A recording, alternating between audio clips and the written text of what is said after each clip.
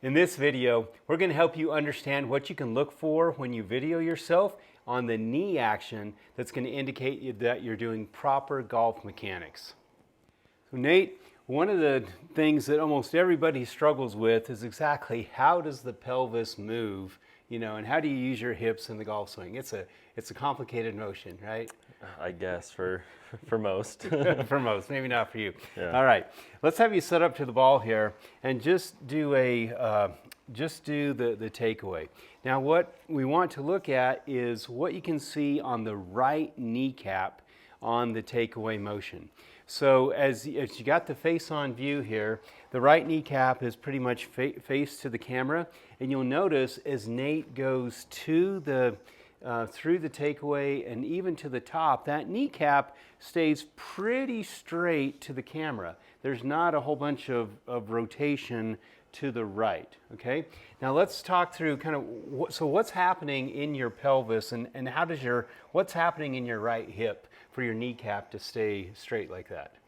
Well, basically, I'm trying to, I don't think about it anymore, but I'm trying to keep that back leg planted into the ground as I coil up, maintaining my spine angle as I rotate my pelvis, shoulders, and just load into this position. And it doesn't feel like I've moved an extremely far amount to the right on the takeaway. I've kind of loaded a lot of my upper portion and just basically have loaded all my angles as nicely as possible with as little motion as possible. So swaying, we don't see swaying in good golf swings, right? So if we look at if you let your knee turn to the right, you'll see if you draw a line basically on the outside of the trail leg and you let your kneecap turn, there's a sway there, right? As opposed to if you keep your kneecap straight, now that there's very little motion right to left on the outside of your leg. Okay. Mm-hmm. Now, how do you do this? Okay, easy to see, right? How do you do it? Yeah. Okay. One thing that's helped me, your you've got two hip sockets, right? Mm-hmm. My right hip socket for the right-handed golfer, I'm visualizing that my pelvis is rotating on the right hip socket. Yep. Right? Yep. So if I just kind of spin my pelvis, now my knee goes off to the right, yeah? And mm-hmm. and I do the sway. But if I really understand, okay, I've got a ball joint here underneath my pelvis, and my pelvis now is basically rotating on top of that ball joint. Now this is stable. Yep. Now, Nate, you played a lot of baseball, and we've talked about this a little bit. Kind of how does this equate to just throwing a ball motion? Well, it's very similar to pitching a baseball or, yes, throwing really anything with speed. As you load, I'm on the mound right here where, I'm facing like I would in a golf swing, okay? I'm going to wind my entire body up with a lot of momentum, but this back leg is staying planted and straight and just storing all the energy as we load up. And then as we deliver, it's just much easier to just rotate to the left and release.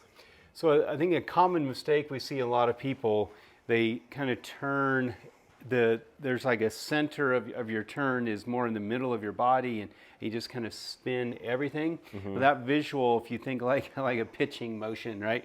You see the whole body kind of hinge around that trail hip. And that's what you do in your golf swing. Right? That'll really help you.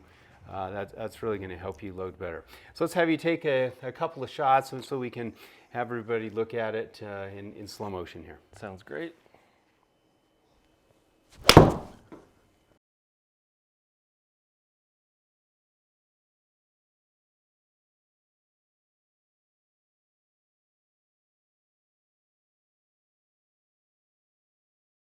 All right, now I'm going to demonstrate what bad rotation in the backswing might look like.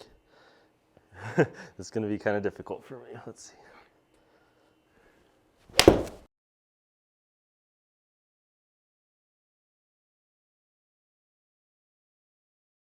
Oh, still tried to save it on the way down. All right, Nate, let's have you start doing the bad one again, just in slow motion.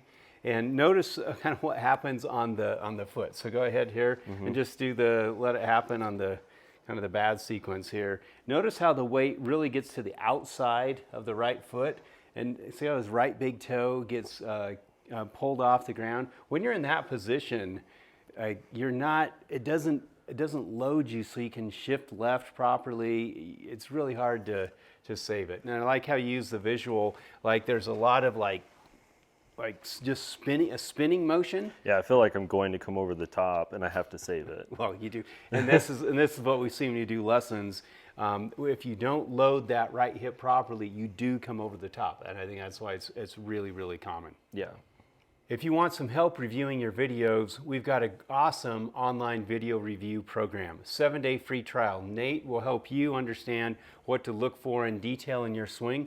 Click on the link in the description below or in the iCard. You'll get a 7-day free trial. Check it out.